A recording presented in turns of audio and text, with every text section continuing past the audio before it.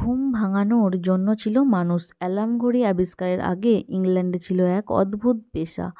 নমস্কার, আমি শম্পা। আমি আপনাদের সামনে অজানা কিছু তথ্য নিয়ে হাজির হয়েছি। 1800 শতক থেকে 1900 শতকের শুরু পর্যন্ত বিশেষ করে ইংল্যান্ড, আয়ারল্যান্ডে অনেক মানুষ নকার নামের পেশায় কাজ করতেন। তাদের কাজ ছিল ভোরবেলা মানুষকে জাগানো, কারণ তখন ঘরে ঘরে অ্যালার্ম ঘড়ি ছিল না। বাড়ির জানালায় বা ছাদে থাকা কাঁচে টোকা দিতেন।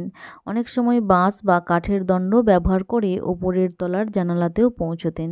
কিছু নকারা আবার শব্দ করে জাগিয়ে তুলতেন, নির্দিষ্ট সুরে বাঁশি বাজিয়ে জানান দিতেন সময় হয়েছে। সাধারণত প্রবীণ পুরুষ, মহিলা, এমনকি পুলিশরাও অতিরিক্ত আয়ের জন্য এই কাজ করতেন।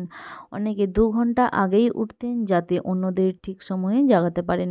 1920 থেকে 30 সালের দিকে সস্তা ও সহজলভ্য অ্যালার্ম ঘড়ির আবির্ভাবের কারণে এই পেশা ধীরে ধীরে বিলুপ্ত হয়ে যায়। এই রকম নিত্য নতুন তথ্য পেতে চ্যানেলটি সাবস্ক্রাইব করতে পারেন। ভালো লাগলে একটা লাইক করে দেবেন।